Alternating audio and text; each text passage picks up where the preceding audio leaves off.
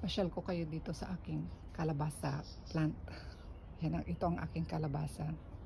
Ito yung kalabasa na tinatawag nilang peanut squash or pear-shaped squash kasi mukha siyang pear.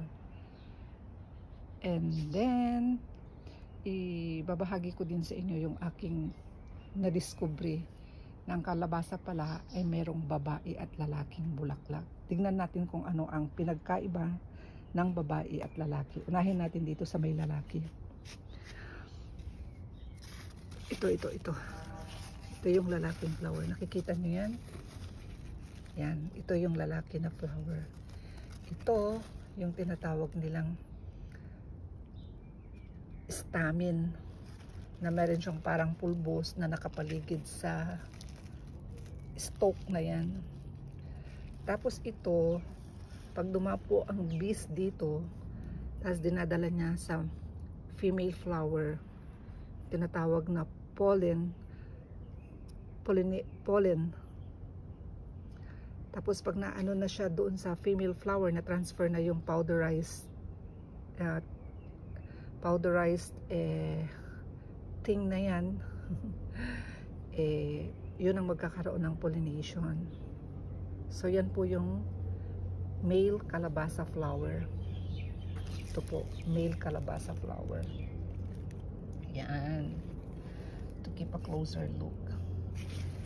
Tapos ngayon, papakita ko naman sa inyo yung babaeng bulaklak ng kalabasa.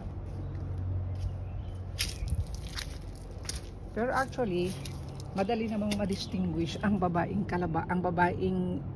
flower na kalabasa kasi bago pa lang siya bumuka ng bulaklak, may makikita ka ng bunga sa ilalim. Ayan.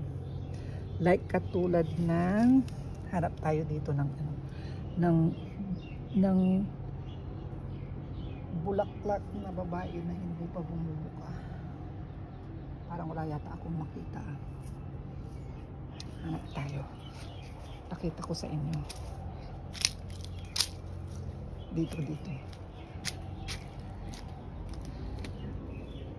Anyari sa iyo?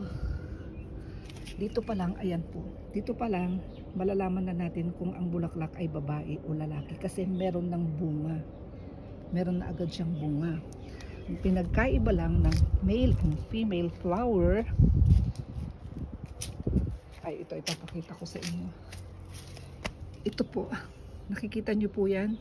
Ang tawag po dyan ay stigma na nagsisilbing ovary ng female flower. Tapos dito sa female flower, dito sa ovary na ito, dinadala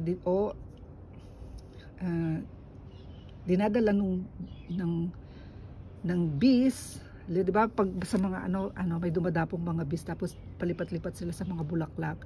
So pag nadapuan nila yung female flower, dito ngayon nagta-transfer yung pollen nila, tapos nilalagay nila dito. Kaya yung bunga nagko-continue siya na mabuo. Yun. Ang tawag dito sa ito na nasa gitna na ovary ay stigma, while yung lalaki naman is stamen. Yan po. Tapos ipapakita ko po sa inyo yung bunga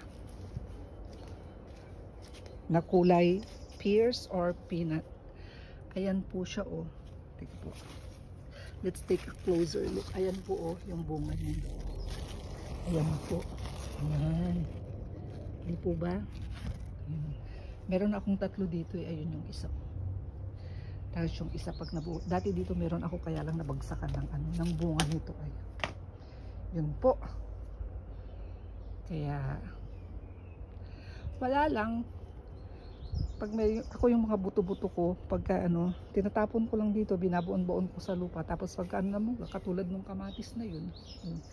Lang yan, hinog na kamatis na nabulok. Tapos binaon ko lang. Yun, namunga.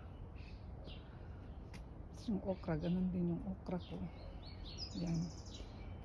Yun po. Yun po ang aking munting kaalaman Till next time, pag may na-discover ulit ako na something nakakaiba na hindi ko alam, maaring alam nyo pero ako hindi ko alam. Okay, bye!